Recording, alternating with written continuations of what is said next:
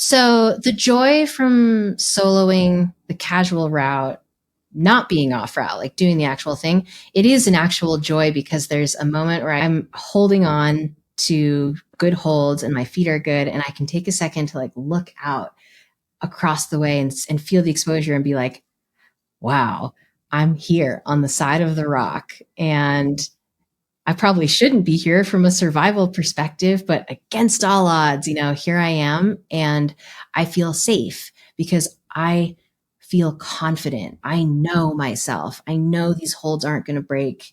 I know my feet are not going to slip because I am in my hands and I'm in my feet and I'm in my body. And like, how cool is it to just be here right now? And so there are these active thoughts and active feelings of joy of like, I'm moving over the stone and it's like the ultimate sense of confidence. But then there's the other side of like when I went off route and that focus and clarity turned into a stillness. I kind of remember this like faint buzzing in the back of my head and then having these really mechanical thoughts of like, okay, next step, boom, boom, boom. I wasn't scared. I wasn't letting that overwhelm me, but it's like a tightness in the body and precision, laser cut precision sense of being, different from the joy. The joy is like free and untethered and like confident. And the precision is a little less confident, but not doubtful. It's like, oh, we're not 100% anymore. And so we have to like lock in.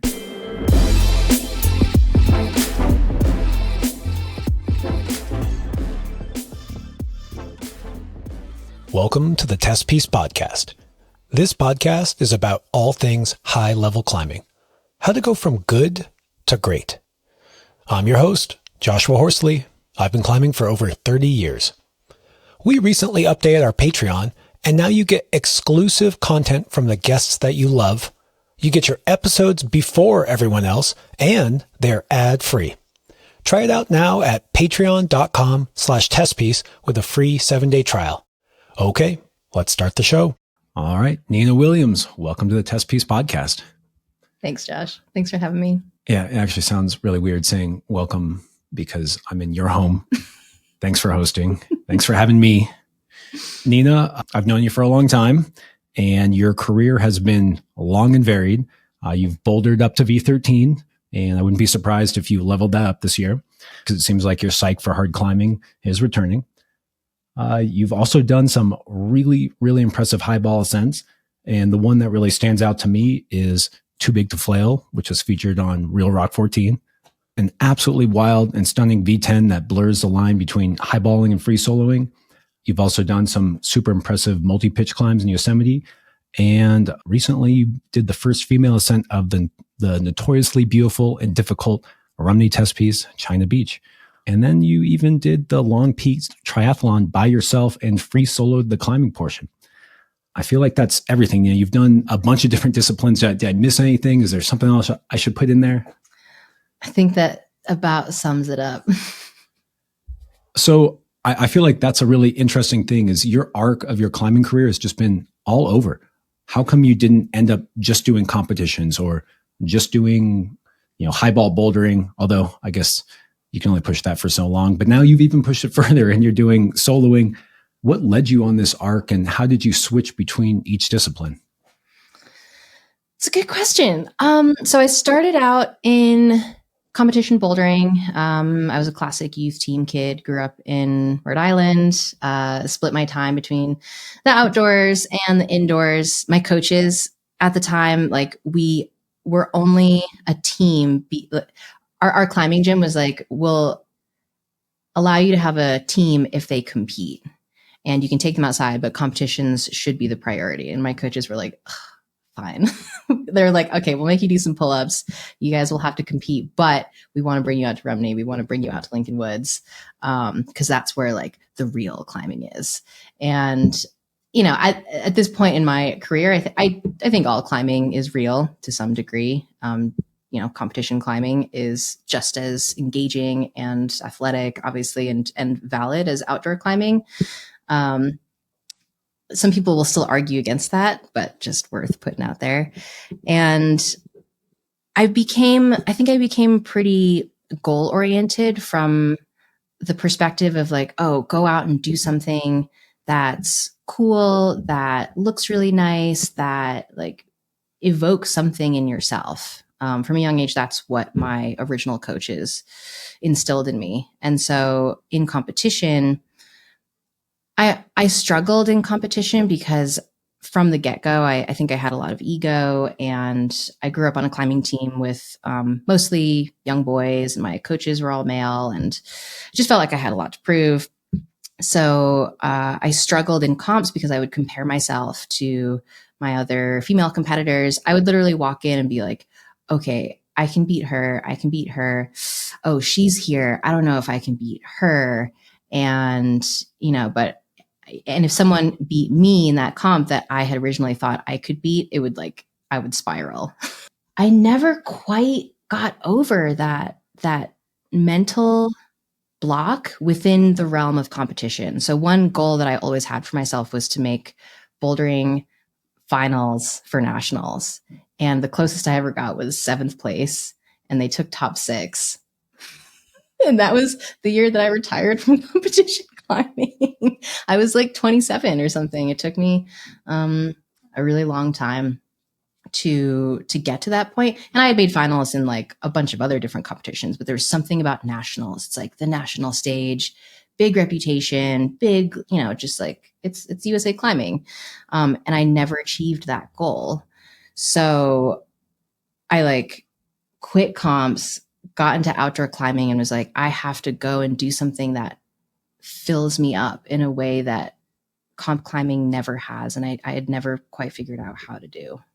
Did you do any sports beforehand? Because I mean, walking into a comp and kind of, I don't know, comparing yourself, like, I mean, I did that. I think everyone does that. So I don't know if that's abnormal or unhealthy. Did you do any sports before? Were you good at other sports? And then were you good right in the beginning when you started climbing? I was good right at the beginning when I started climbing, which maybe actually fed the ego issue because I was naturally good and everyone told me that I was naturally good. And there's a lot of studies out there that when you tell kids like, oh, you're just good at it, that's just who you are, it's detrimental versus like having to work hard for it. I didn't do very many other sports before. I tried horseback riding, I tried ballet, I tried a bunch of other stuff, but nothing ever stuck. Those are definitely not climbing. Horseback riding, that transition, yeah. Yeah, I did ski. Actually, I skied a lot as a kid, and I would compete. I would like compete with my cousin. We would like race each other down the hills, but I was never an athlete within skiing. I never raced officially. Didn't really have that drive. How old were you when you started climbing? I was 12 when I started. Oh, yeah, it's pretty young.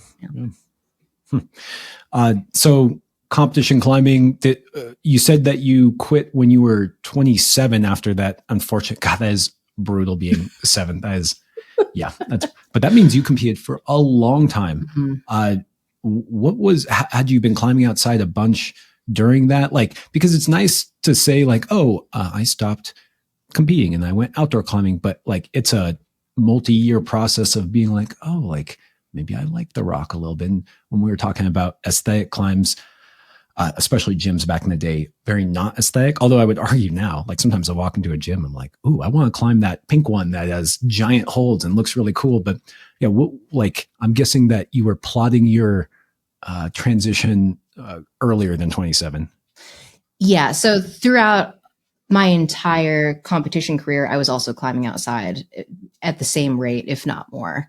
Comps were just something that, because they had been part of my foundation in climbing as a youth kid, it's like, I was like, oh, it's just something I do all the time.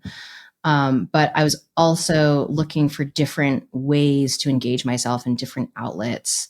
So I was bouldering outside a bunch. I was traveling a lot. I moved out to Colorado when I was 20. And at the time, I didn't think, oh, I want to go out and be a professional climber. I was just like, I just want to climb all the time. And I want to figure out how to do it.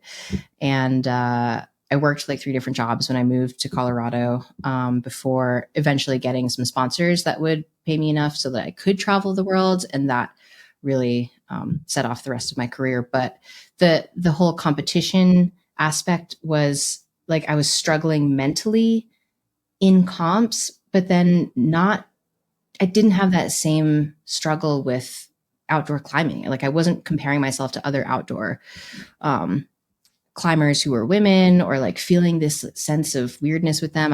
It was only ever in the comp scene. As you started getting into the outdoor scene, there were not as many strong women during that time. I feel like it was this little bubble that you found here in Boulder. And this is a tangent, but I remember when you moved here, I remember hearing somewhere that you were working, like you're working at Starbucks, and you chuckle, but I actually say it because I really like that, where you're like, oh, I'm going to make it work. I'm going to come here. I'm going to climb.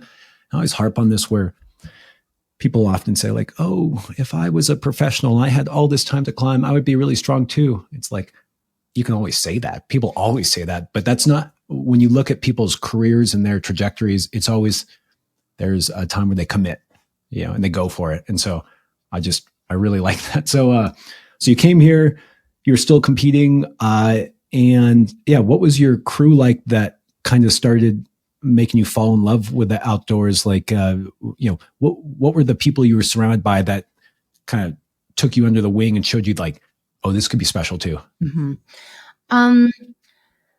Let's see. Well, I started dating a guy who lived in Fort Collins, and I moved to Fort Collins for a little bit first before moving down to Boulder with that guy. And we just started hanging out with the people in the Boulder scene who were so motivated by climbing and motivated by training. That was, for me, that was the huge catalyst, was an understanding of structure training and again, when I was a teen kid, they would make us do pull-ups and a bunch of abs and like make us do sprints around the parking lot. But this was like, oh, you're going to hangboard, you're going to campus, you're going to choose an outdoor project that's really hard for you and go bang your head against that for a while. And then you're going to go to the gym and, lift some weights. Like that was a turning point, because it took up more of my time that was directed towards climbing instead of just climbing.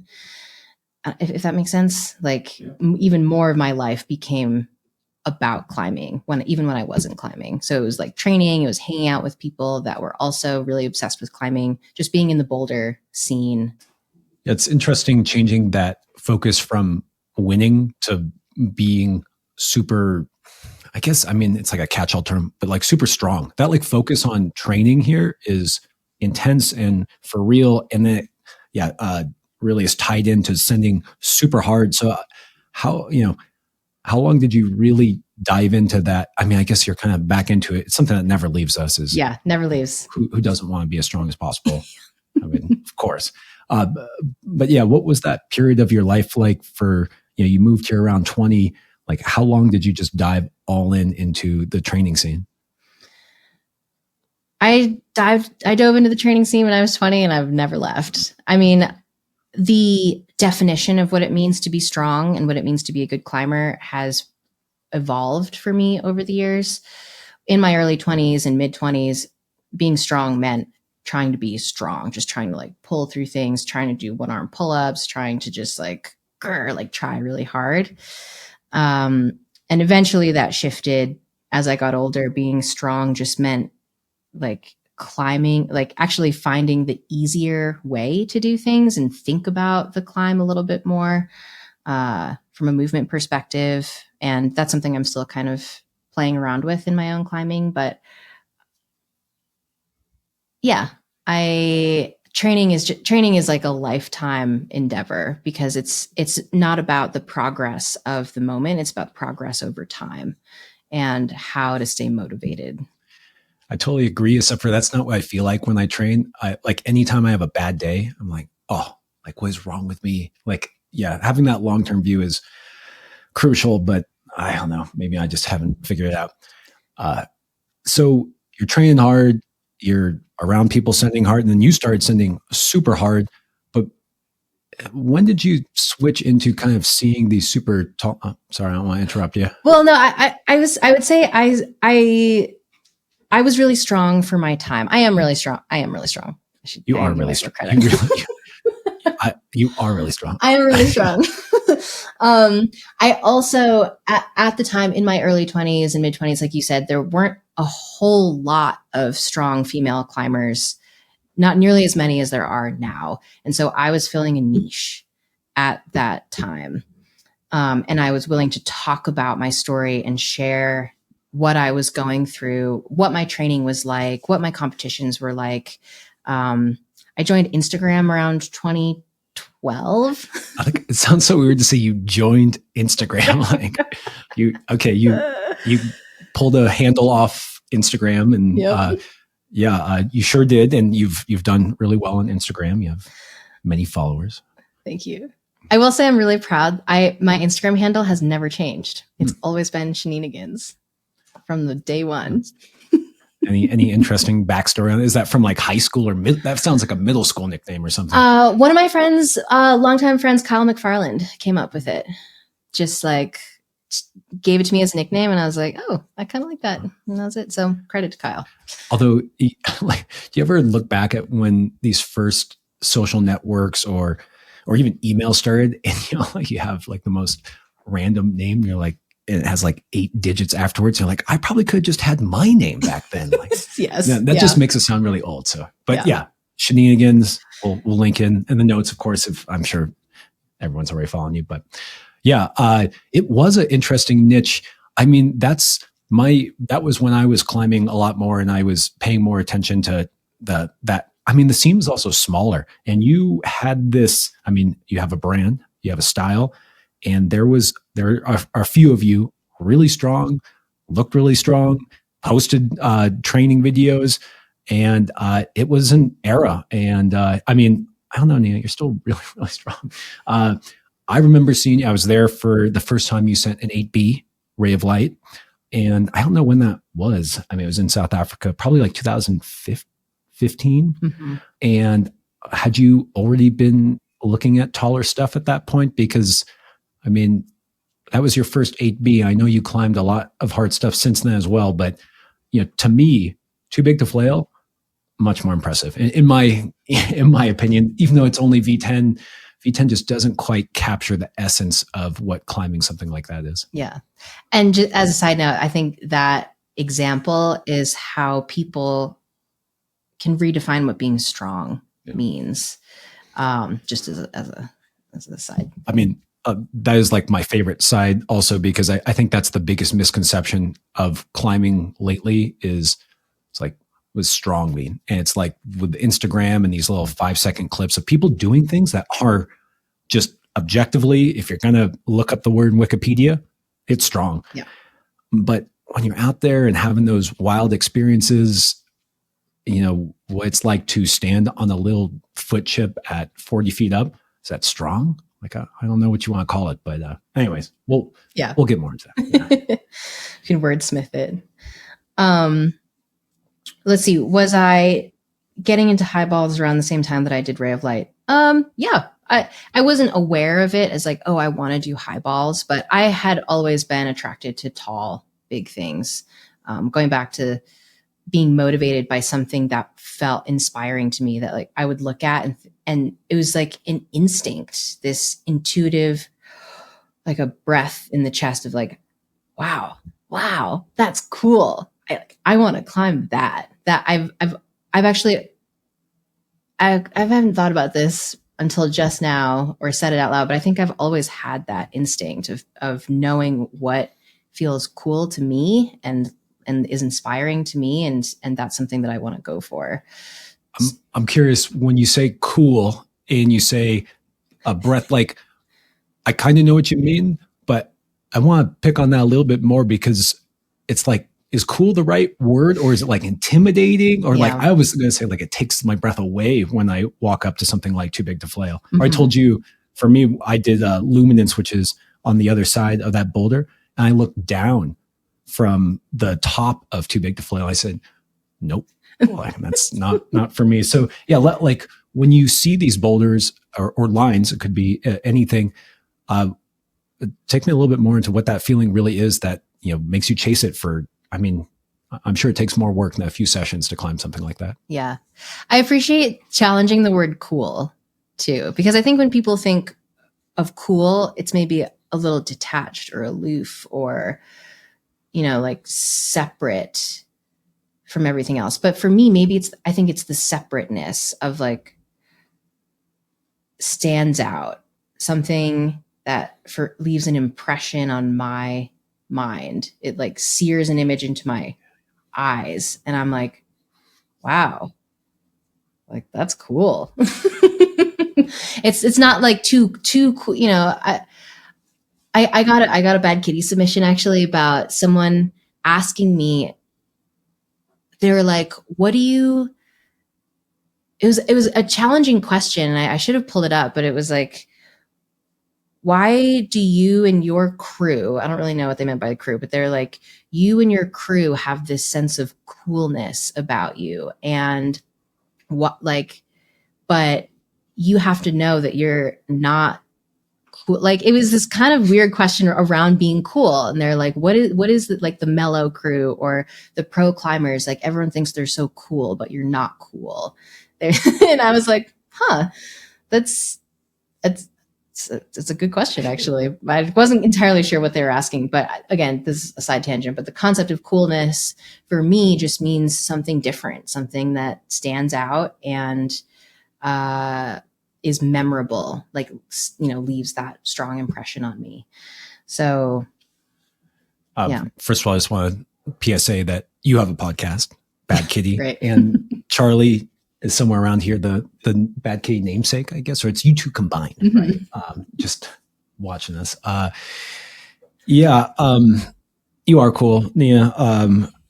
And your whatever crew it's funny how people have these like backhand things. Are like, I follow you because you're cool, but I'm trying to take you down a notch by saying like, maybe you're not cool. But can you take me to some of these climbs that are seared into your head? Right. So going back to like the very first climb that was inspiring to me was Speed of Life out in Farley, Massachusetts. I mean, you look at it, it's this laser cut, steep overhanging rock with this massive rock behind it. Just sick. It's cool. I'm like, I want to climb it. And then going out to South Africa, I think on the same trip that I did Ray of Light, my first AB, I also did Splash of Red, that tall V10, which I think people call V9 now, but whatever. Dude, I did Splash of Red on that trip. I thought it was hard. I had been in Bishop doing luminant stuff like that. And I got up there and I can't remember. There's like kind of an insecure, I was like, this is hard. I don't know. Oftentimes when you've traveled and you've been in Bishop a lot or been in Yosemite, you go places and you're like, oh, this is your highball. That's cute. Like, I remember doing Focus in Waco. I was like, yep. This is not, go look at Too Big to Flail. But Splash of Red is gorgeous and everyone should do you have a video out there if you're doing it by chance?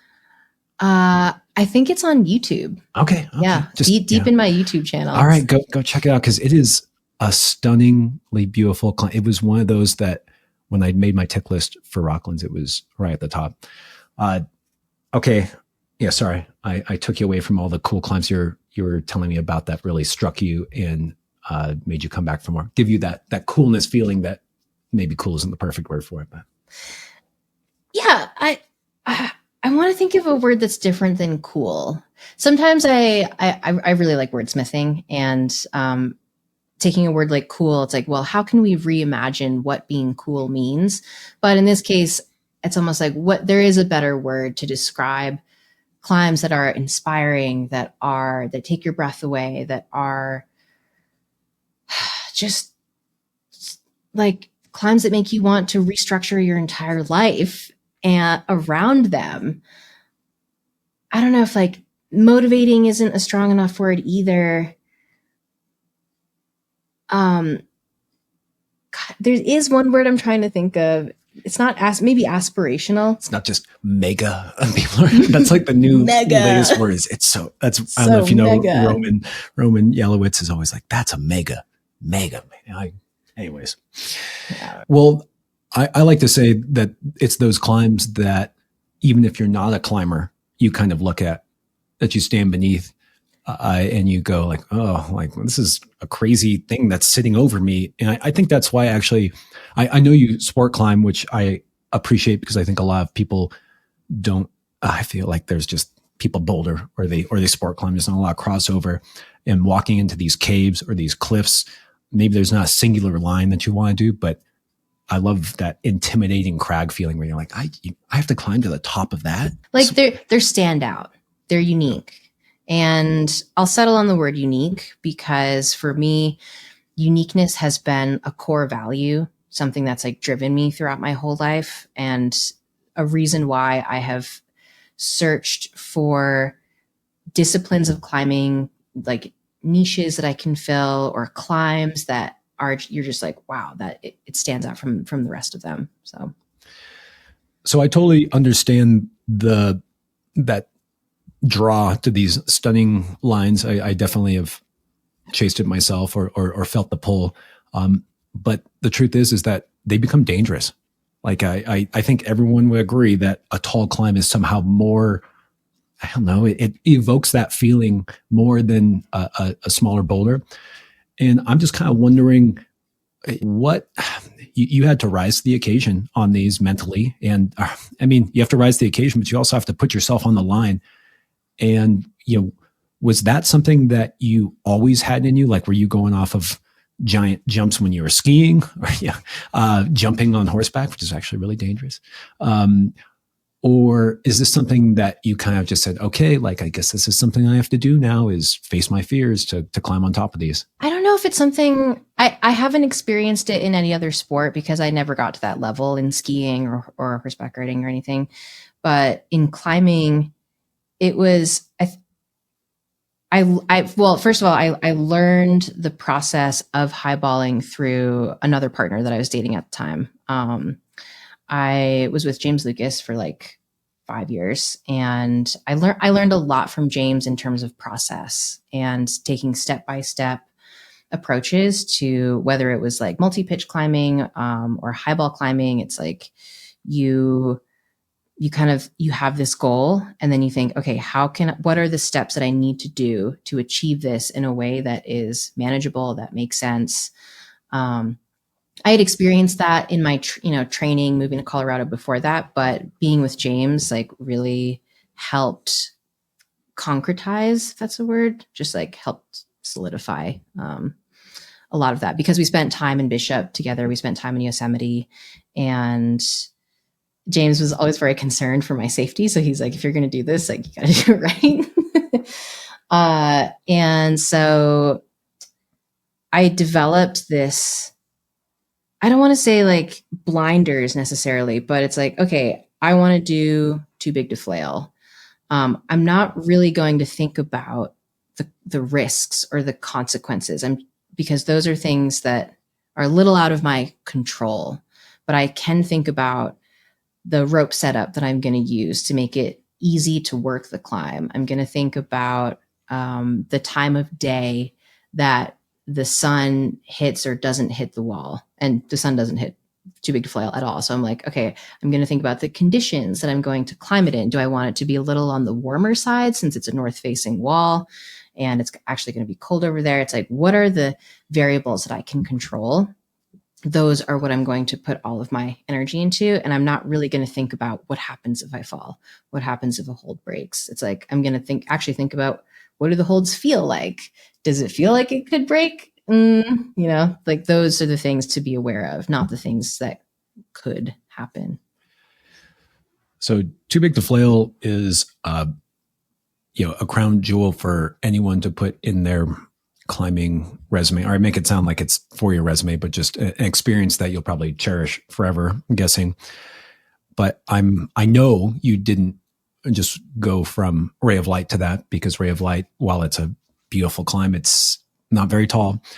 And so this ratcheting up the, I don't know if mental ability is the right way to look at it, but you have to kind of get comfortable with being 10 feet off the ground, with 15 feet off the ground. And I'm just kind of wondering, what those early experiences were like, and when when you can push it to the next level versus when maybe you need to retreat next level and you kind of got lucky, which this will be a topic for later, but we've all been there. Yeah. So from ray of light, splash of red, always just being attracted to these taller climbs. It's like in the beginning, early highball days, I probably never went above 25 feet. Still tall enough to be a highball, but you could theoretically fall from 2/3 of the way up, or maybe at the top, and then be fine. But in Bishop, started with Footprints, did Evolution Direct, did Ambrosia, did Earn Your Stripes out in Roy. That was actually a great highball experience, because when I did Earn Your Stripes, which is this, like, the hard part is in the bottom half, but the top is like this bullet V5 crimping on like kind of glassy crimps. And when I got up there, it was windy, it was cold, I was numbing out, and it was like, like you gotta keep it together. That was one of the tests. And so there are these challenge levels within the highballing that you have to put yourself in. And as long as the challenge level is not past your ability to cope and deal with it, then it gives you confidence. But the problem is if the challenge level is too much and you don't see that or understand it before it's too late, then that's when you fall. That's when things, go south. By the way, I remember when that video came out, it was sick. It looks, I haven't been to Roy, but I remember just being like, I have like a little tick list where it's like even places I haven't been to, like, okay, Earn Your Stripes, looks cool.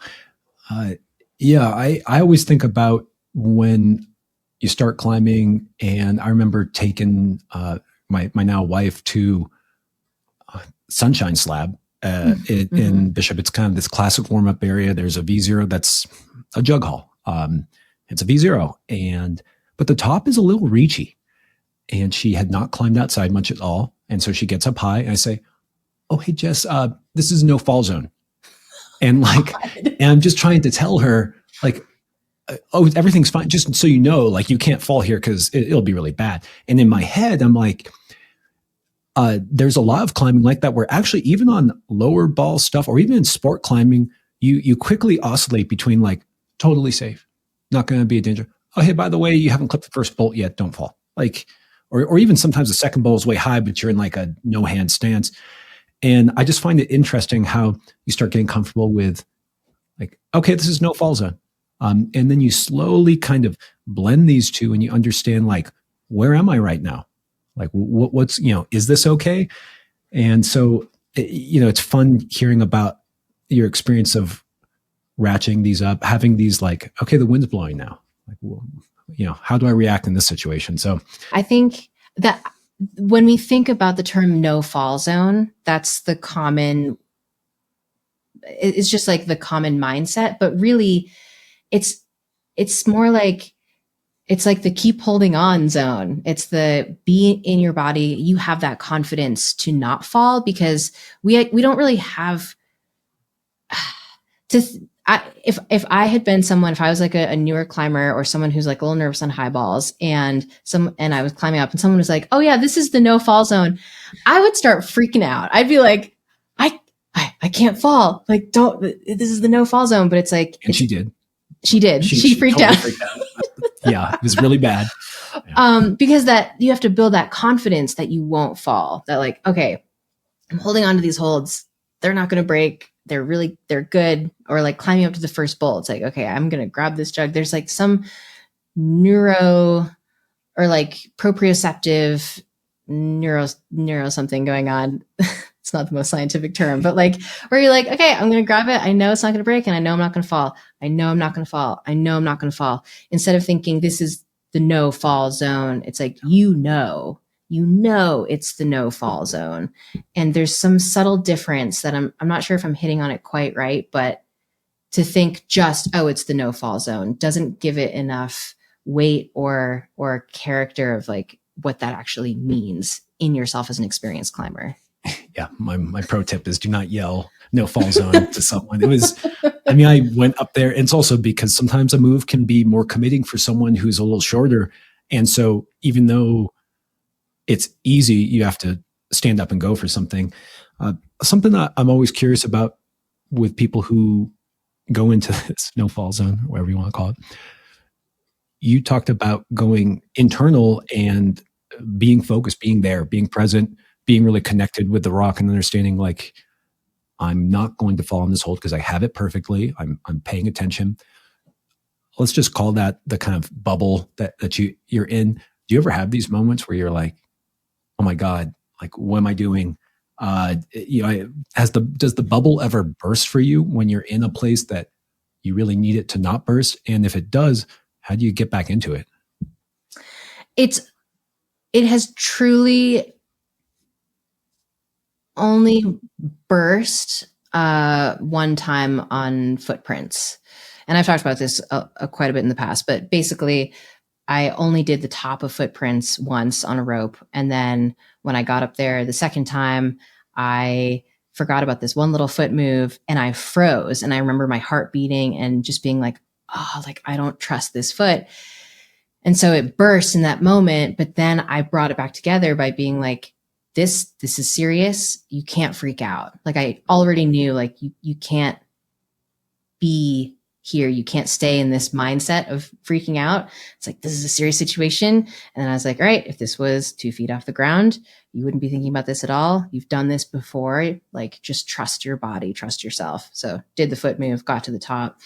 And since then I've had maybe close brushes with that bubble bursting, on Earn Your Stripes when the wind started blowing really high up and the hold started feeling glassy. Another instance, I did Flight of the Bumblebee, which is a V8 in Bishop, also very tall. Same thing. By the time I got up into the crux, it had gotten colder and the wind had picked up. And I remember thinking, oh, I was just like, oh, the holds feel glacier and they don't feel as good as they did before. And it's like, okay, well, you know what to do. Like, you've done this before and you know how to climb. So just like keep going and don't stay here. That's how I prevent the bubble from bursting, is like, you can't be stuck. You can't doubt yourself. You just have to keep moving and keep holding on in the way that you know, because otherwise then it's bad. I gotta say, footprints, these climbs are so famous and iconic for that reason of having these little gates almost, where footprints is this beautiful tall like V9, and you do a hard little boulder at the beginning, the V9 part, and then it's like an easy slab to one committing move in a no fall zone, really tall, really high up there, and kind of cheese grater territory too. So this ability to take a step back and kind of be a little more analytical and say like, look, like if this was a foot off the ground, I would just do it. It wouldn't be a big deal. That's amazing that you were able to turn. I know that was earlier in your highball career. And it seems like that's a skill that you've leaned on, as you've progressed up that seriousness scale. Do you have any other things that you've developed that you tell people, or like what's in your mental tool bag for those situations? I do a lot of deep breaths, like the one I just did right then. Just being able to like take it in and like have a sensation and be able to push it out and feel it kind of spread into the limbs and the upper body and like down to the chest. There's something somatic about it. I've had mantras before where I'll like fixate on a word or a phrase and just like focus on that one thing. So I have something to think about or like something to focus on mentally. One of my favorite hangover mantras actually is cold, clear, rushing water. And this is actually what I use mantras for, is when I'm really hungover. Is like, if I'm feeling nauseous or like even just not hungover, just like sick generally, I think about like, I'm like cold, clear, rushing water. I imagine being under this like dark river that's just like washing away any sick feeling that I have. And that has worked really well for me. And you just repeat it: cold, clear, rushing water, cold, clear, rushing water. It's really interesting because I've heard these studies where they have people fake smile, like just smile, and then they report being happy. Mm-hmm. And it's like, what is this connection? It's not a one-way street where what you tell yourself, or it's like, okay, like you're in a really serious situation, you're really scared. But if you're like, oh, I'm not scared, like things are great. Like I'm here, I'm, taking a deep breath, I'm okay. And, recognizing that kind of two-way street that you can change the situation you're in by focusing on something else.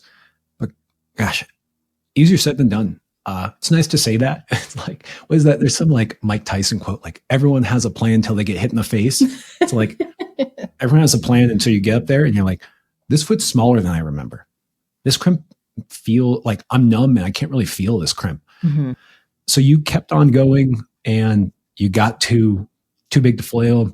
And I know you've even done soloing after that. And I'm just wondering like where you switch from deciding to continue to chase kind of difficulty combined with the mental aspect. I know that the soloing you've done, not really physically as demanding as something like Too Big to Flail. Like, did you decide to keep on, or actually, don't let me put words in your mouth. Why did you continue to go down that path of ratcheting up the mental intensity? It's a good question.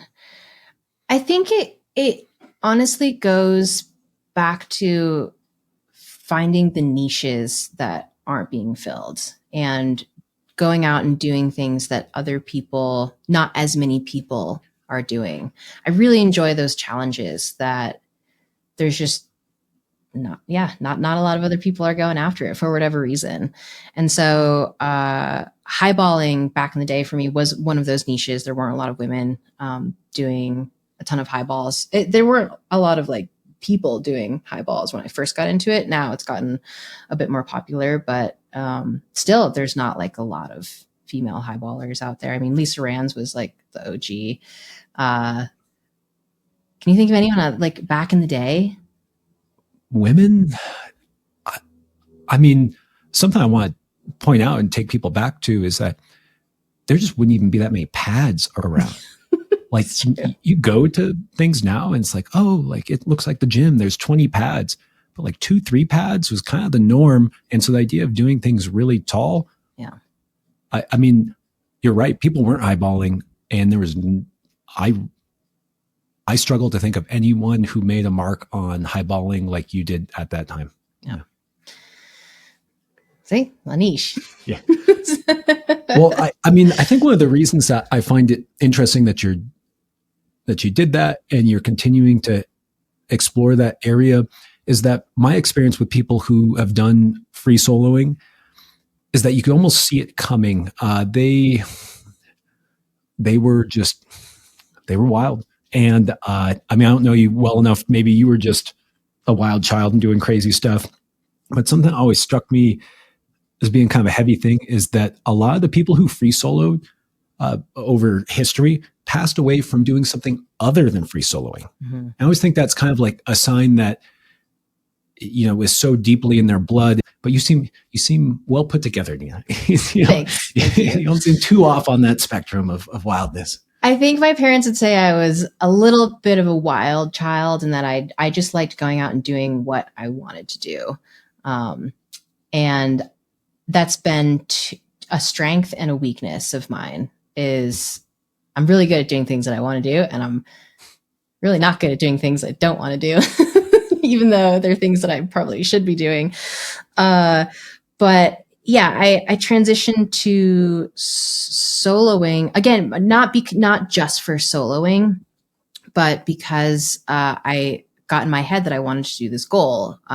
So in Colorado, we have the Longs Peak Triathlon, which is, unofficial, unsanctioned, endurance, multi-sport endurance event where you start in Boulder and you ride your bike 40 miles up to the Longs Peak trailhead. And then you run 5 miles to the base of the Diamond, which is this like sheer rock face on the side of Longs Peak, a 14er in Colorado. So you climb about 900 feet to the top of Longs, and then you run 7 miles back down to the trailhead, and then you bike 40 miles back to Boulder. So there's no swimming component. It's just like biking, running, climbing.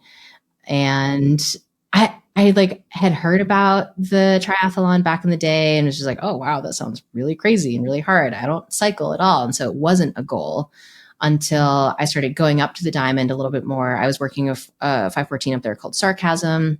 And even before that, I had gone on the Diamond to try some trad routes. It's just like a really cool feature. Anyone who's been up to the park, you can feel the Diamond. Yeah. It's attractive. Yeah, Yeah. Stunning. So again, just drawn to these like cool places, these places that give me this feeling of like, wow, I want to be up here. This is awesome.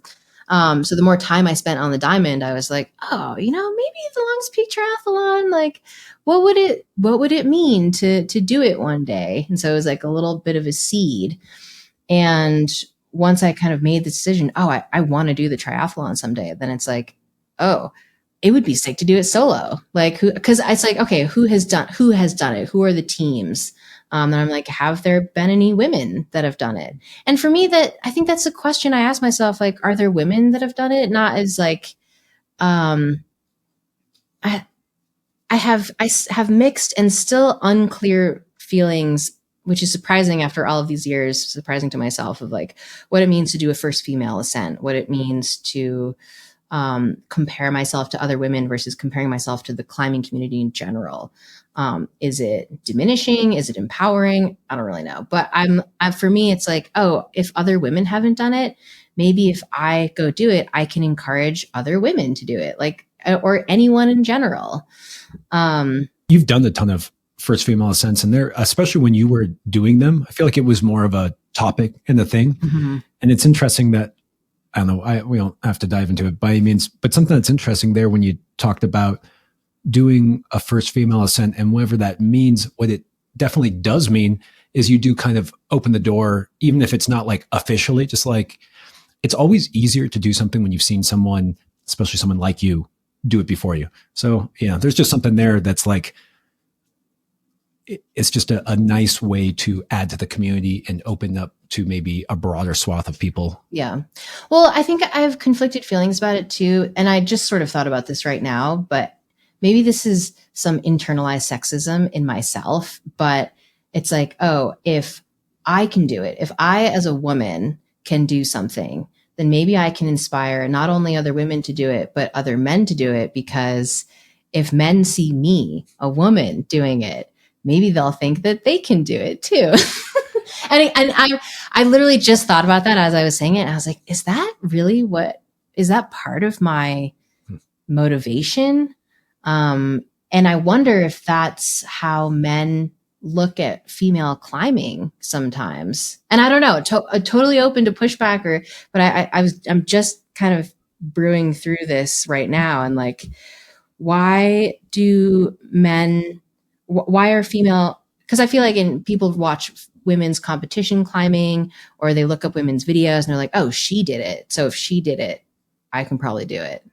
I think at least for me personally, I can say that that's a belief that I have, whether it's right or wrong or whatever, but it's a slight insecurity, I think. And when it comes to soloing, that's part of the reason why I was really hesitant about talking about free soloing the Diamond, because there's a part of me that thinks men look to me and they're like, oh, if Nina did it, maybe I can do it. I've actually said this to a couple of friends and they've pushed back. They're like, people don't think that, but I think some people do. I mean, before you even said the Diamond and soloing that, I was thinking to myself, there's no way I'm doing too big to fly. Like after just, I mean, yeah, there's always something about that, like seeing someone else. I mean, it goes back to that thing you're talking about in competition climbing. It's like, oh, if they can do that, I can do that. Mm-hmm. And I got to say, there's some healthy side of that where it pushes you to be your best sometimes, because whether you're right or you're wrong, sometimes you tell yourself, and that's the only problem with comparing yourself to others, is it can both set your ceiling too low, and it can also give you a false sense of your ability, because someone may say, oh, I climb harder than Nina, and if she can do that, I can do that. And then they might get up there and the wind starts blowing. And it's something I say all the time about grades is you got to take every climb seriously. You can fail, you can fall on anything. And that's why, like, I was just envisioning when I was listening to the Bad Kitty podcast you did, where you talked about the Longs Peak triathlon, which is such a boulder thing to have, like some unofficial thing like that. And you're just up there. I was, of course, because of your storytelling, I'm there. I was just like, fuck that. Like, I can just imagine being up there. I've done some easy soloing and just, I don't know, like that feeling of that air beneath you. I don't care how strong you are. It's like, who are you right then? And so anyone who's listening, do not let the fact that Nina or anyone has done it trick you into thinking that it's no problem for you, because you don't know who you are at 800 feet with air beneath you. Yeah. I think there's a part of me that still struggles with ego comparison. And so by thinking that other people are comparing themselves to me and thinking that they can go do what I do is a projection of, remnants, continuing remnants. And, everyone will always have ego. I will always struggle with ego and comparison to some degree, but it's sort of evolved into this way of being aware of how my actions are interpreted by others and how people see me and the things that I do. And I want to put out a good impression, and I want people to make good choices for themselves based on my actions. And so talking about soloing the diamond, it's like, it's so important for me to give the whole context of the ways in which I messed up and a lot of the emotions that I went through. And it's like, if you still want to go out and do something like that, more power to you, but just really think about it and don't do it based on what I did. Yeah. Well, I don't know.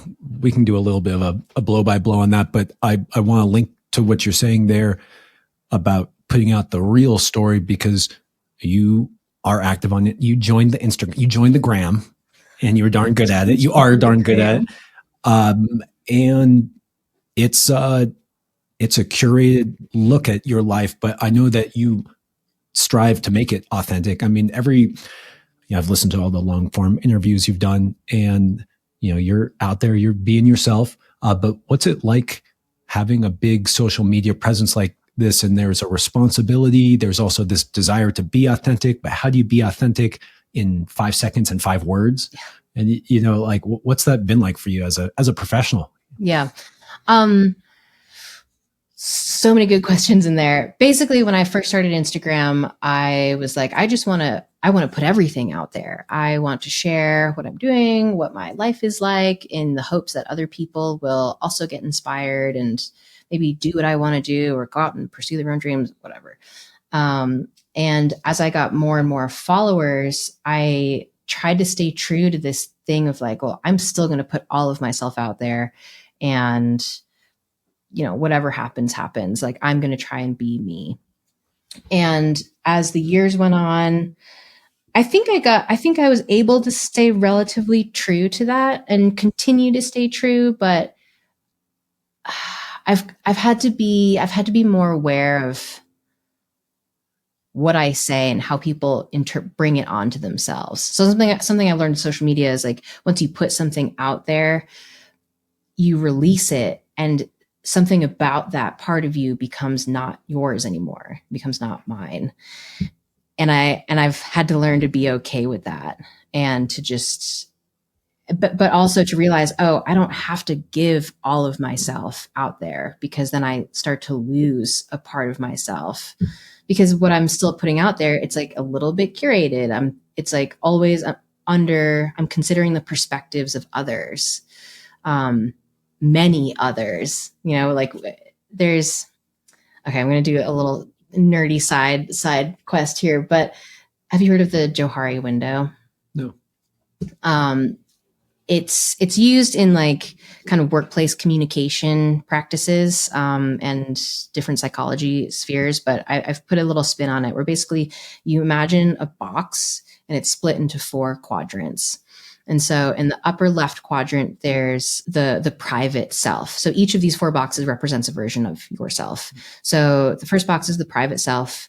That's the self that only you know. So only you know it because you've lived your whole life. It's all the skeletons in your closet, all the things you've been through. Like that's, everything that you are to yourself. And then the next box is the public self.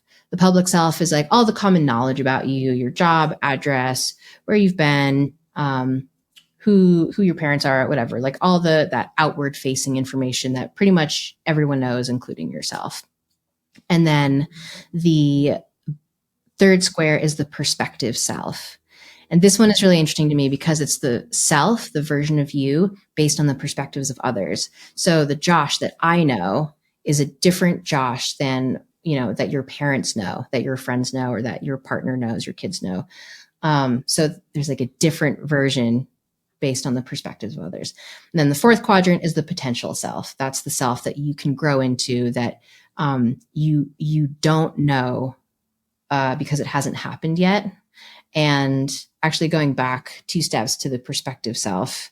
Sorry, we're getting a little esoteric here, but like the thing about the perspective self is people will always have a different version of you that you won't fully understand because you are not outside of yourself. And so all of these selves culminate in the potential self, the version of yourself that you want to be, that you can create. So in social media, I operate very much in the perspective and the public selves of like, who am I based on the perspectives of others? And how does this line up with the version of myself, the private self that I know to be me, but nobody else knows because they are not me? And how do I balance these different versions of myself to be the potential self, the person that I want to be moving forward? So all of that to say is it's a balance. And I have learned that I have to keep parts of myself hidden, and I don't have to like put everything out there, because if I only think about the perspectives of others, it starts to dilute my own version. I'm just going to do a little math here. And something that I realize is that when you have so many followers, there's a certain segment of people that are, maybe literally crazy, like literally that actually, through no fault of their own. And so I can see how there can be some reticence to putting out things like soloing, even if it's really authentic to you, because some people might take the perspective and it's their perspective and it may have nothing to do with your goal or what you're doing, and taken away that could literally be life-threatening for them, which is a heavy responsibility. And it also made me think of when you listed out those 4 quadrants and you talked about potential. Whenever I think about what good relationships are, when you know someone, you don't really put them in this one moment. Like you don't. I almost almost like take the picture as if we were on Instagram, like, because you see them as not just that moment, but all they could be. Right? You're like, I care about this person because I know what they're capable of, versus just judging them for their mistake where they knocked over their coffee cup. You're like, oh, you're just one of those people. So yeah, that's an interesting concept. But I do hope that when people follow you for a long time, they start to, it's been interesting following your career arc, and you start following someone, you go like, what are they going to do next? Like, what are they capable of? And, hopefully you don't get pigeonholed into just your last post, but.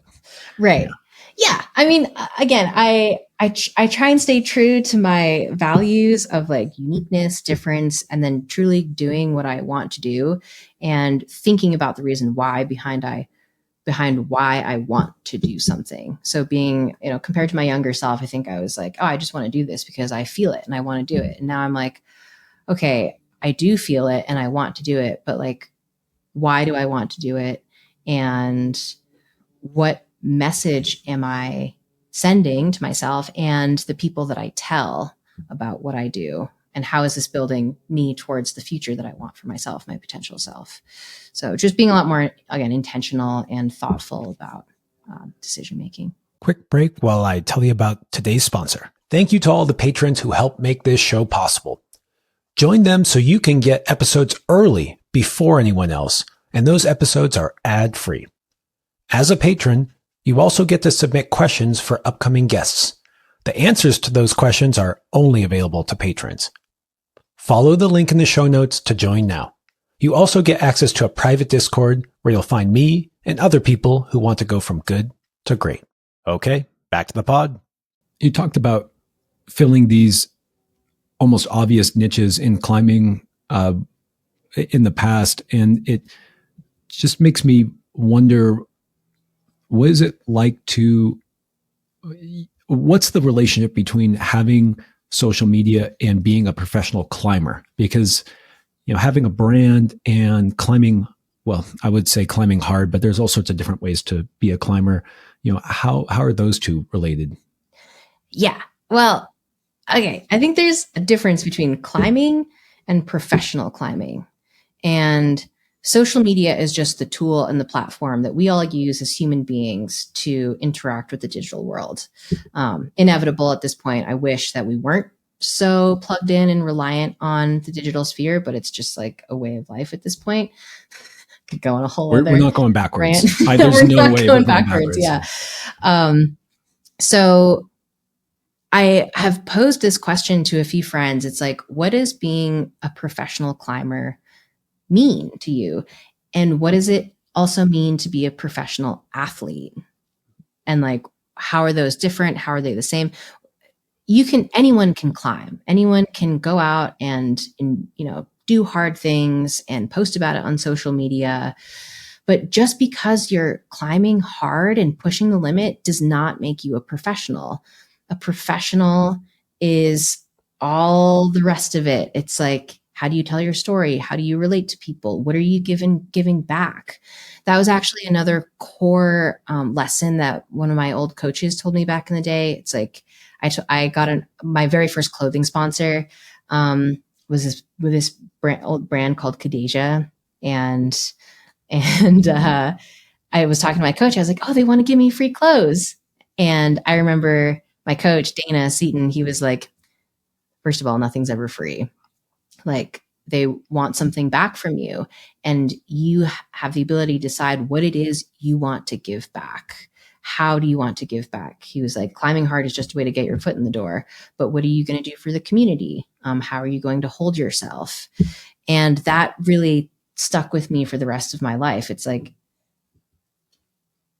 why do people care that I'm climbing hard? But like, what do they see in me for themselves? What can they take away? It's a little bit of the business side of like answering emails, being able to respond in a way that works well with others, that you can collaborate and share ideas. The concept of brand building for me is a little new.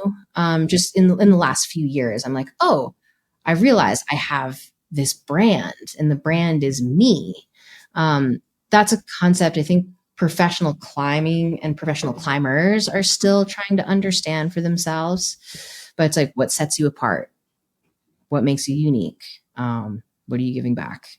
Like that's the pro side of pro climbing. Maybe it's a YouTube channel, maybe it's a podcast, maybe you're teaching clinics, maybe you're a coach, but like, what makes you stand out? I feel like there was a ton of good tips in there, but if you had to start all over again, or if there's people who are strong, which boy, there's a lot of strong people coming up in the climbing scene, what would be your advice to someone if they're gonna, I'll say, follow in your footsteps, but I'll bet you Instagram isn't the place anymore, but it's like TikTok or something. But yeah, if you could start all over again, knowing what you know now, what would be your advice to young Nina? Stick with the video editing. No, I don't know if that would be the advice. I honestly don't know if I would do anything different, because I'm really happy with where I'm at. And there's a part of me that's like, oh, you should lean more into YouTube. You should get better at learning TikTok. Build the brand in a way that's where you can monetize it. But like for me, it's never been about the money. And again, I don't know. I don't think this is good advice because I wish I could probably be a little bit more about the money, but I just want to like put myself out there, and I've truly always wanted to share myself. And I trust that it will lead me in a direction that feels meaningful and also allows me to support, my lifestyle, which it has, money through sponsors, money through social media campaigns that I feel good about, or that pay me enough that I can feel good about it. I'm not unbuyable in that way. Got rent to pay, got chalk to buy. Yeah, I need those paychecks. We were talking a little bit about this concept from Marshall McLuhan, I think was his name. Mm-hmm. The medium is the message. Yeah. And I'll just summarize it probably incorrectly, but just this idea that whatever medium, a medium could be Instagram, it could be blogs, it could be YouTube, it could be a podcast, that inherent in that medium is a distinct way of how you can communicate. And thus it really constrains and kind of is sets the tone of the message almost inherently.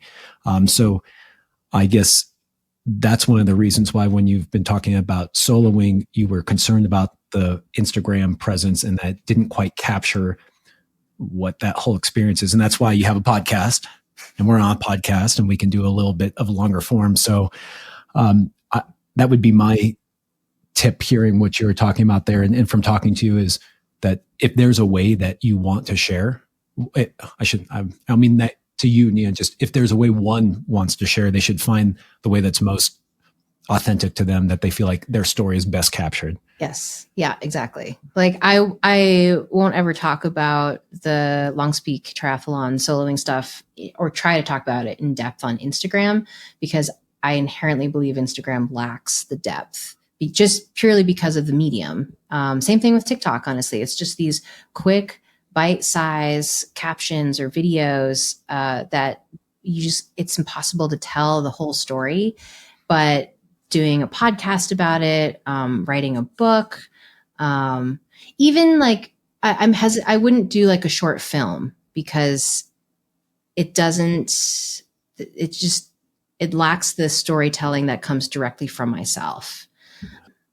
Yeah. I can just imagine the Instagram post for Long Peak. It's like, what do you say? 40 miles biking, 5 miles running, soloed 900 feet and went back, like green check mark. And it's like, okay, so let's hear more about it, because it is cool. Like it is, when I heard about it, it is a stunning idea of cool biking. I mean, just the place you're at, just the position of the diamond and the whole thing. It is an attractive peak to bag, and in a special way that, again, classically Boulder. So the biking component, I don't know, you're biking. The running component, you're running. But I like climbing. And I want to hear about how you decided to solo it. Like why? Because that's not exactly how I would have thought the triathlon is supposed to go. And then, yeah, what was it like when you did solo it? I probably decided to solo it. Genuinely, one of my true motivations for soloing is because I don't really like dealing with ropes, the logistics, the anchors, whether the gear is safe. I get stressed about all of that stuff. And I'm like, I would just rather climb and not worry about any of that. It's faster. It's more efficient. It's lighter. I don't have to carry as much gear. Just like, totally normal, practical reasons. So yeah, that was truly one of the ideas behind wanting to solo the triathlon. Cause like, all right, I don't have to carry as much gear, and I can go on it alone too. I love climbing with my friends. I love climbing with my partners, but there's a side of me that has, even as a young kid, I've always, there's a part of me that's searched out being alone. Maybe it's because I'm an only child. There's, it's like I'm in my own world, and it's kind of nice.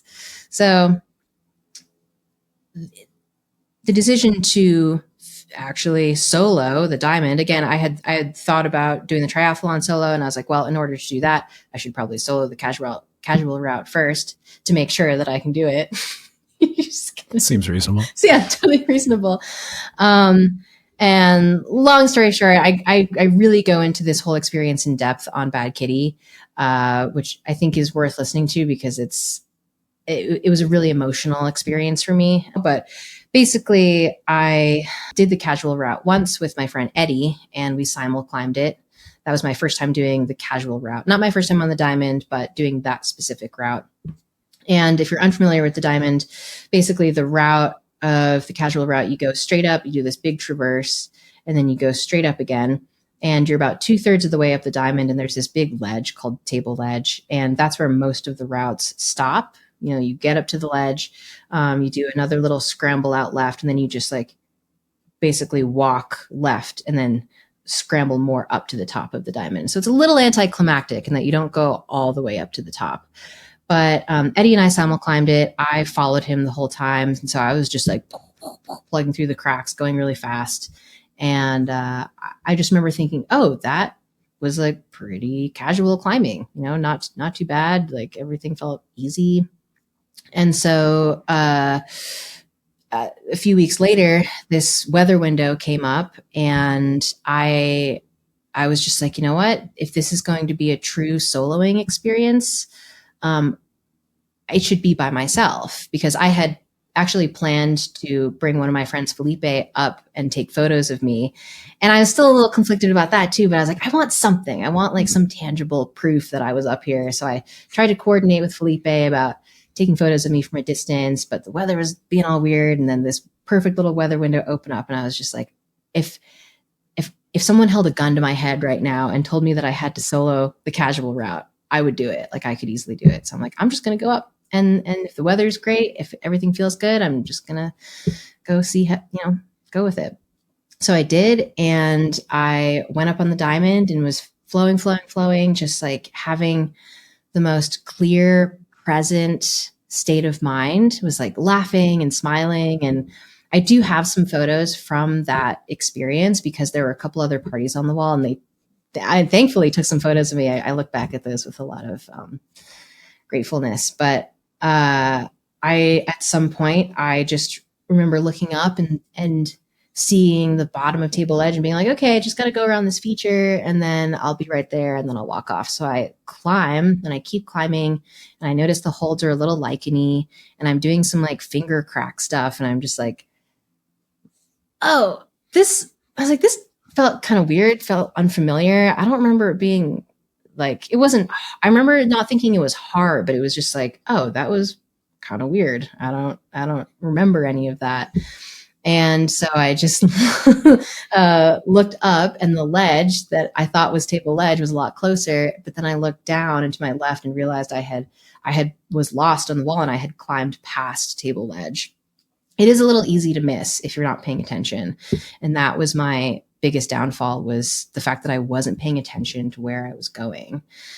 And my focus went from like, I was pretty clear and present and having a good time. And suddenly it's not that I wasn't having a good time, but it's like, oh, serious situation.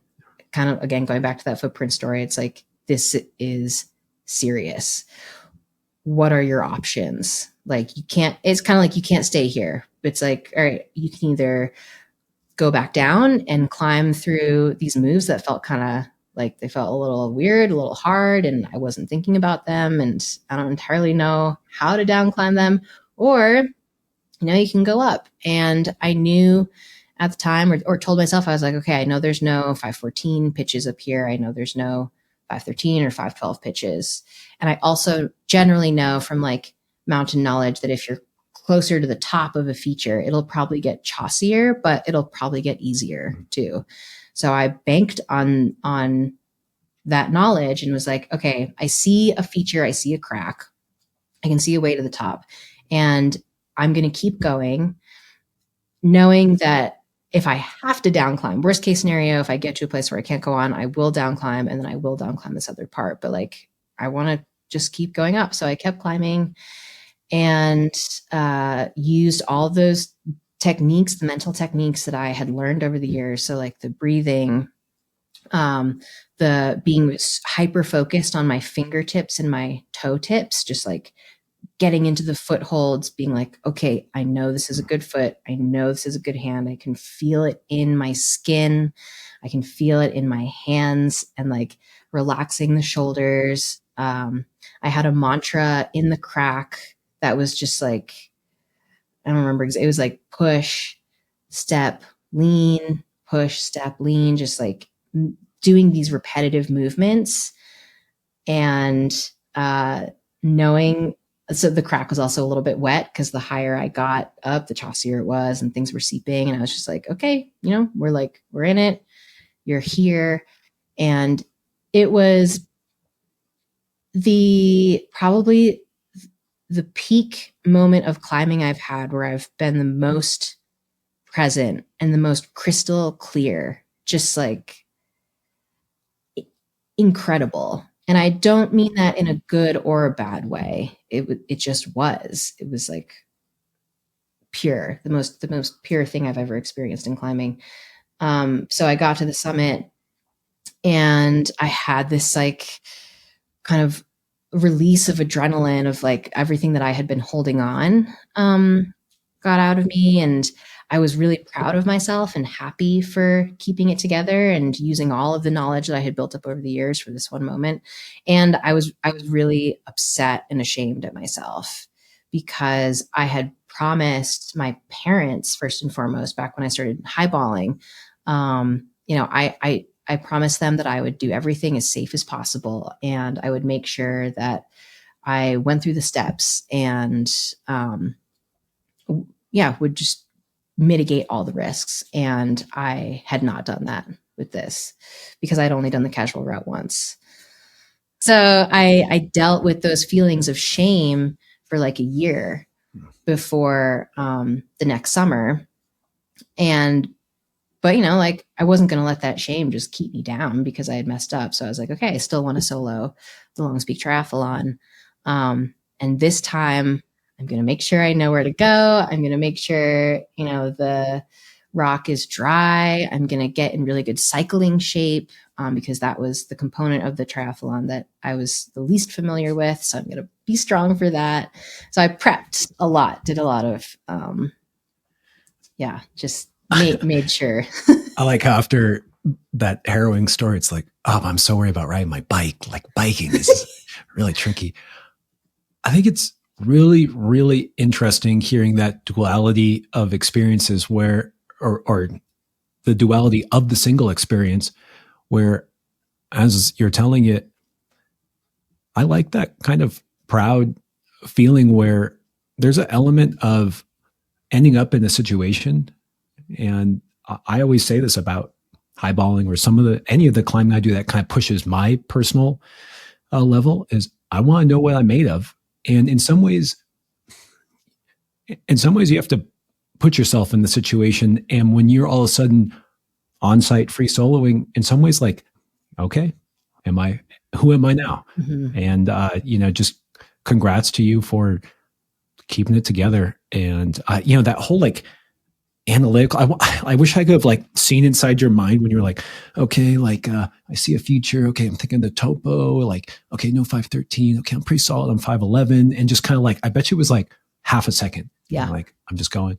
And so it's interesting how it makes me think of that like perspective self or the public self. And it's like there's a two-way street there too, where it's like, well, what will people think of me on that versus like just, I mean, I understand the reticence of like, maybe I wasn't perfectly prepared, but I mean, I bet you for the rest of your life, you'll hold that moment as like, yeah, I made it.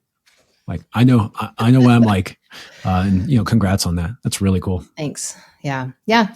The private self, the self that I knew to be me, and every life experience that I had gone through, like really pulled through in those moments. But there were flashes of not like, what will people think of me? People being like the mass. I was really just like, man, my parents are going to be pissed.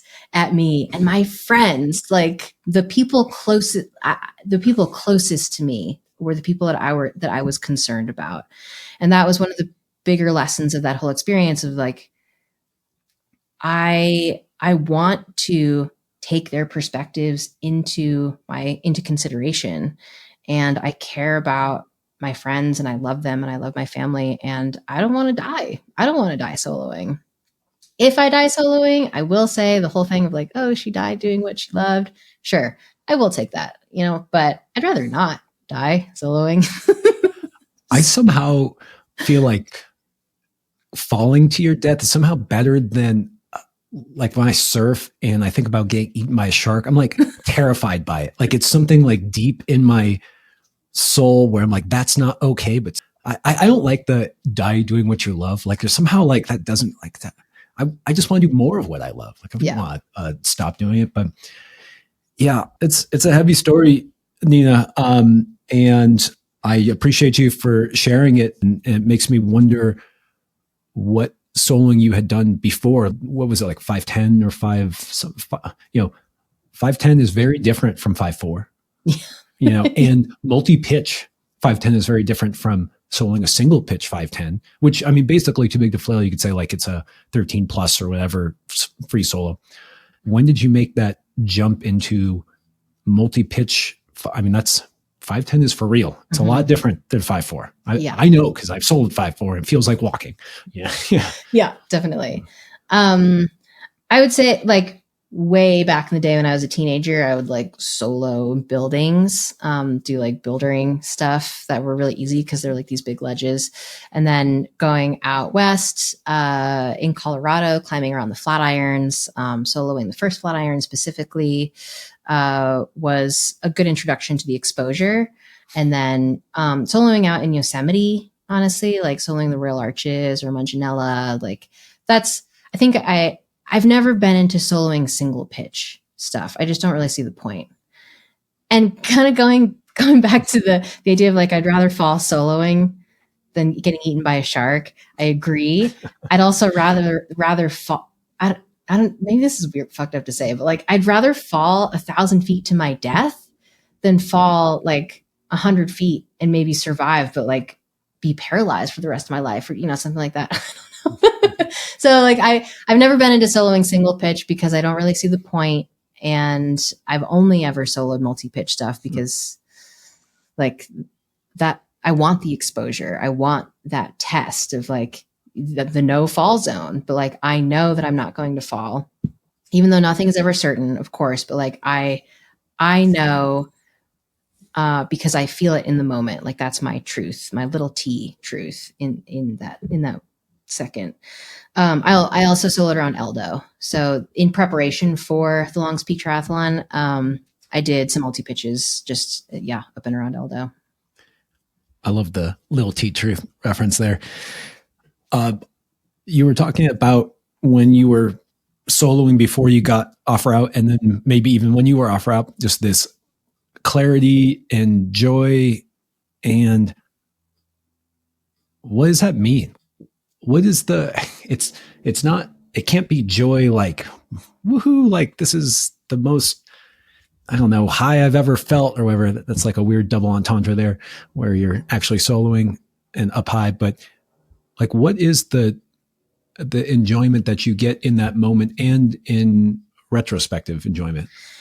So the joy from soloing the casual route, not being off route, like doing the actual thing, it is an actual joy because there's a moment where I can like, I'm holding on to, good holds and my feet are good. And I can take a second to like look out across the way and feel the exposure and be like, wow, I'm here on the side of the rock. And I probably shouldn't be here from a survival perspective, but against all odds, here I am and I feel safe because I feel confident. It's like, I know myself. I know these holds aren't going to break.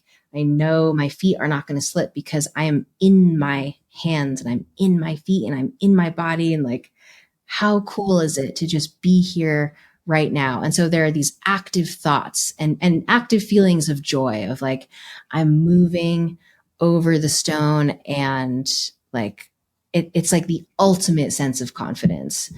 But then there's the other side of like when I went off route, and that focus and clarity turned into a stillness. It's like, it was almost like, I kind of remember this like faint buzzing in the back of my head of just like,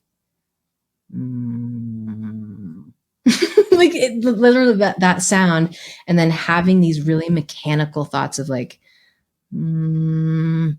okay, like next step, boom, boom, boom. But it's like there was a calmness, but not even a calm, because there was still tension and I was nervous, different from fear. I wasn't scared. I wasn't letting that overwhelm me, but it's like a tightness in the body and precision. It's like laser cut precision sense of being, different from the joy. The joy is like free and untethered and like confident. And the precision is a little less confident, but not doubtful. It's like, oh, we're not 100% anymore. And so we have to like lock in and focus. Yeah. The feeling of confidence is fascinating, where it feels so good to showcase your mastery and do it in this way of ultimate consequences, yet somehow feel so secure and solid. And I really get that. It's funny how it's almost connected to hard movement and hard bouldering, in that you like really tap into how you move. And you're like, no, I am solid right now. Like I feel great. And I've had my definitely, again, ratchet down experiences where all of a sudden I'm in a situation that I don't feel good. And when you tap into that, really you're climbing your best. Like it's like, you're like, I'm not climbing this at V10 or V6 or V1.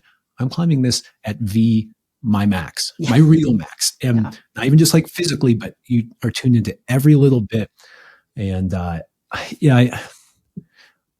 just like kind of finding out what your feelings are in those moments, because I think it's something everyone explores, whether it's really high up, because things are scary. You know, some people have really crushing fear of heights. You can put them on the top rope in the gym and they really are scared. And you can't tell them, hey, it's fine. It's like, no, they have to confront that fear and find that headspace. And so, you know, I think it's something that we all struggle with and all secretly love and are drawn to. Mm-hmm. You know, it's a lie for people to not. There's a reason why people go, wow, look at what Nina did, or look at what Alex Honnold did. You know, like everyone, it brings out something in them. And so hearing from someone who continues to push it at a high level, I appreciate, you know, find out what it's like for you. Yeah, thanks. I think the reason, I've been getting back into hard bouldering because at this point I see my highballing and the soloing as a little bit of a cop-out and an escape. It was almost like a shortcut to feel that presence and clarity, because it's easier to get into that headspace when you're not as physically challenged, but you can like get a little scared and you can feel that. But like in hard bouldering, hard sport climbing,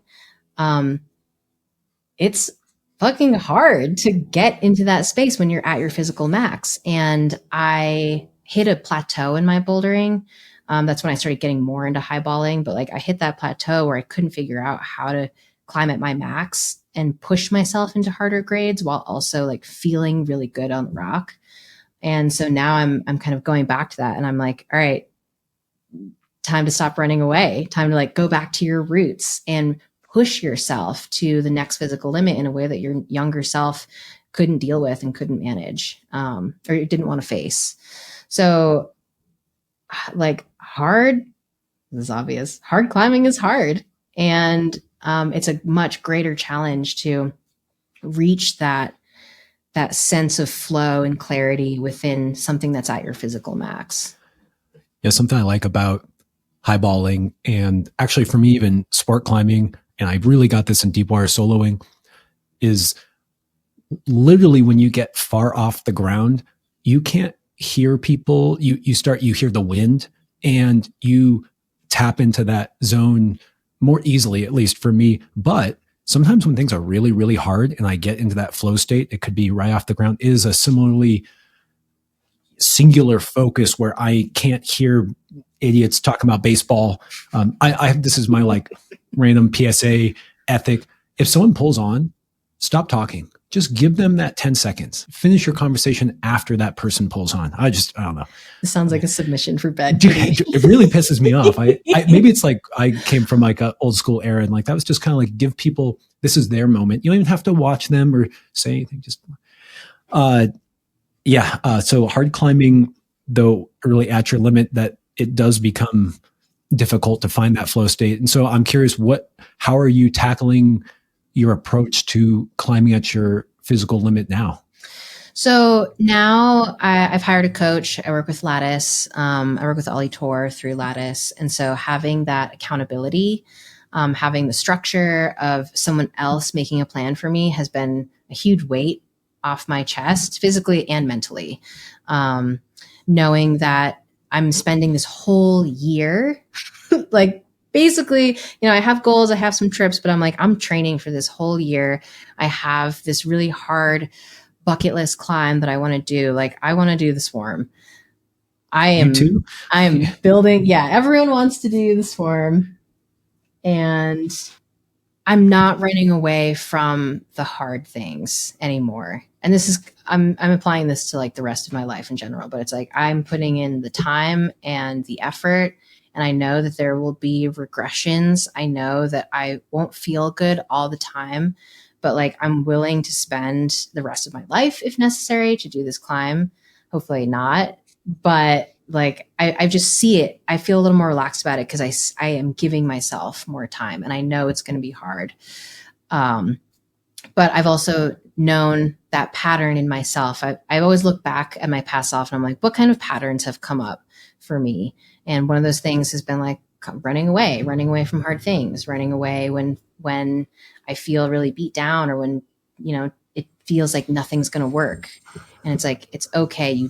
But you don't have to run away. You can keep showing up and keep trying, and just like be with yourself. I got to ask why the Swarm, but before I do that, I'm going to just totally psychoanalyze you. And it's just, but I think I've done this similarly, where when the grind is something that it's really easy. Of course it's easy to run away from the grind. And I'm not like a big projector. And I think something that's really nice about putting yourself into more dangerous positions is it's just very clear. Like there's no way to run away. Like there is no, like you said, like I can't freeze right now. Mm-hmm. When you're 800 feet up, like there's no freezing. And so it just spurs you into action without you having to force yourself to crack the whip. And so, congrats to you for being willing to crack the whip on yourself. But I got to ask, like, the Swarm is beautiful, but why the Swarm? It's in my favorite place. It's in Bishop, California. It's on its own. It's like out on this little jutting, not a precipice necessarily, but like you've got this little cliff that drops off from behind it, and you can see all the skies and the mountains behind it. And the boulder that it's on is huge. And the rock itself is this, like, in the words of Katie Lamb, the rock is surgical. It's like this surgical patina. And I just love that imagery of like cutting and precise, and like what you see is what you get. Ah, God. it's aesthetic. But it really has to do with the location. Honestly, I have so much love for Bishop. There's just something that pulls me back on a spiritual and emotional level. And at this point, I have put a lot of time into this Swarm. I spent a whole season trying it in 2020, the end of 2020. And then even before that, I had visited the Swarm, like, I don't know, 4 or 5 separate trips. I I figured out my own beta for the crux. So there's like a stubborn part of me. It's like, I want to do it my way. I want to do it with my beta. So all of those things combined, I mean, it's the best. Yeah, I want to paint the picture even a little more, because the Swarm is iconic, but a lot of people haven't been up there, and it's like you drive to the kind of top of the Buttermilks, and then you hike up and you pass Too Big to Flail. You pass Secrets of the Beehive, which is and Fly of the Bumblebee is on that same boulder, and then you're at the top of this hill, and you can see off both sides, and Bishop, California is beautiful, and then you have the giant mountains just kind of looming over you. Often some snow up there. And it is a heady place to be. And when it comes to Bishop crimping, it may be the most perfect hard test piece there. People say it's V13. I'm telling you it's V14 because I have a platform to say that, even though I don't really know if it's V14 because it's shut me down. It's always gotten the slash grade. It is. It has some incredible crimps on it that just lead to this beautiful, I guess it's a rail. And yeah, it's an iconic one, and I don't blame you for sieging it. You wouldn't be the first. And I'm wondering what else, now that you've opened up your try hard again, what other climbs are up there that you've added to the bucket list? Well, I'm going out to Rocklands this summer, and I try not to get too invested on international climbs because they're just so far away, but I would love to try Mondola. I'd love to get back on Quintessential. Book Club is another one that looks amazing. But in and around the US, oh my God, I'm totally blanking on the name, but that tall V12 in Vegas. Is it the Shining Path? Shining Path. Yes. Yeah. I would love to try that again. I tried it earlier this year. Went into the canyon when it was really cold and couldn't do any of the moves on it. But in terms of like aesthetics, and again, just one of those climbs that's really striking to me, I would love to get back on Shining Path. Go do Critically Acclaimed if you haven't. Yes, Critically Acclaimed. That thing is a stunner that I don't think it's done, or maybe it's now gets done more, but AJ put that up and it was amazing.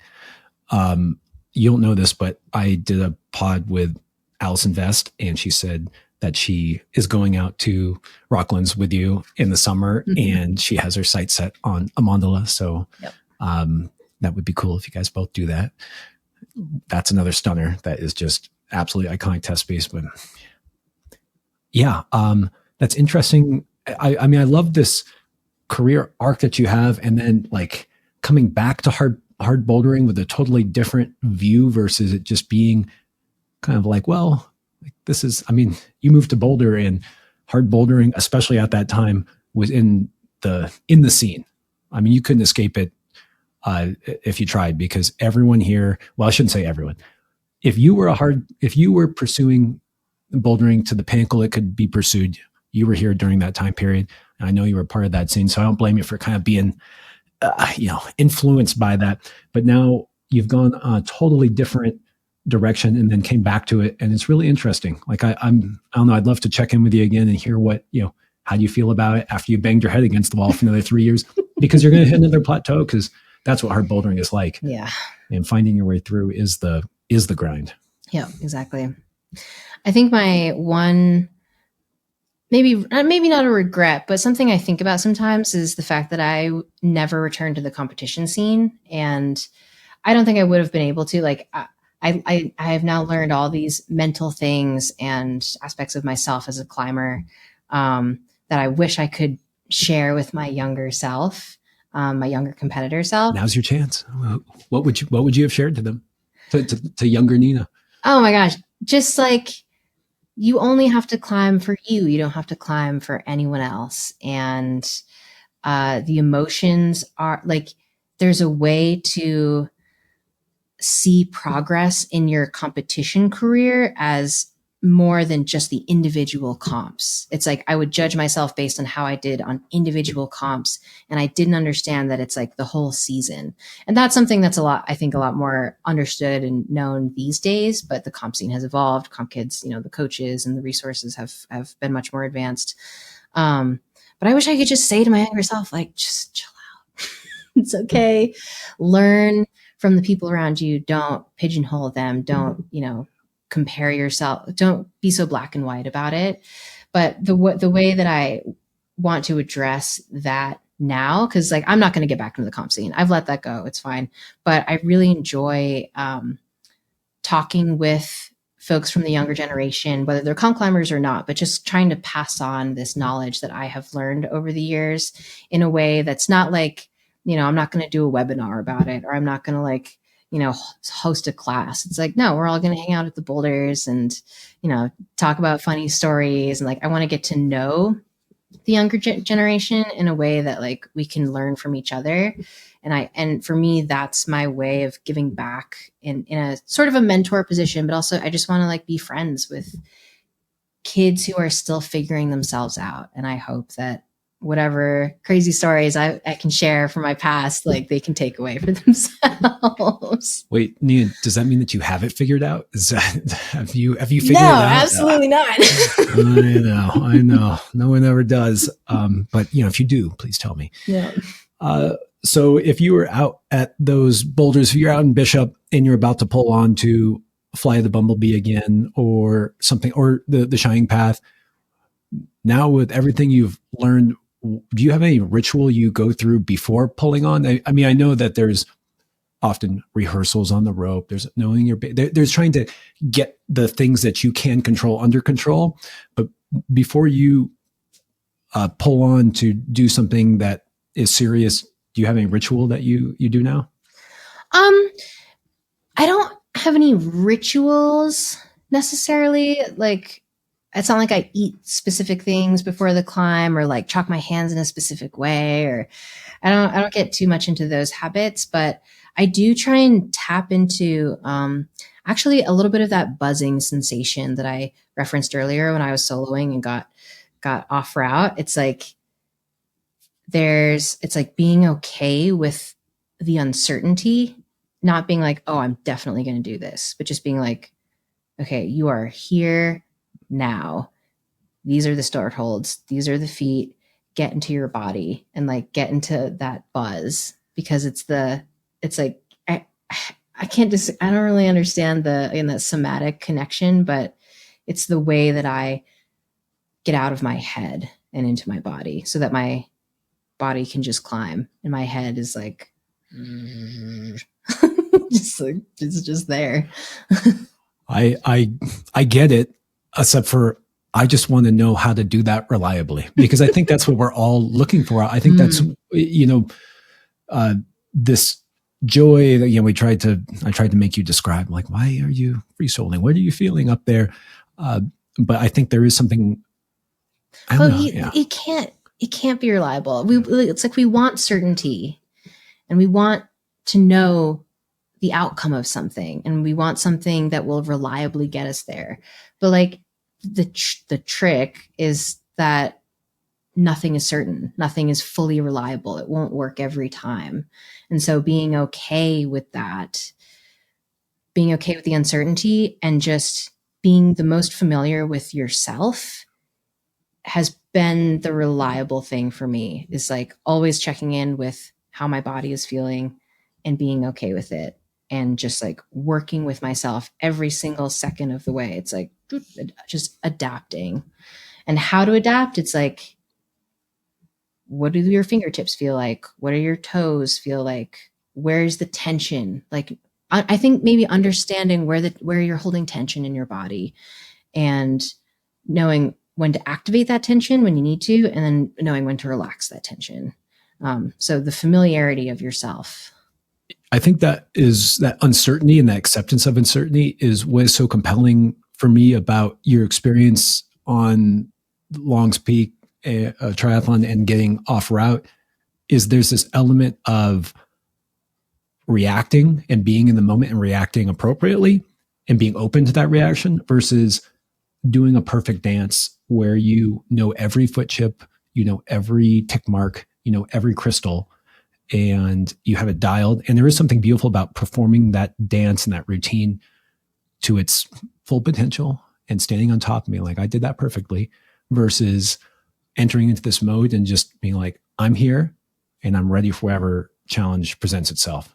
And I think there's a difference there. Mm-hmm. And so that's why for me, I was like, oh, on-site free soloing. Okay. How'd that go?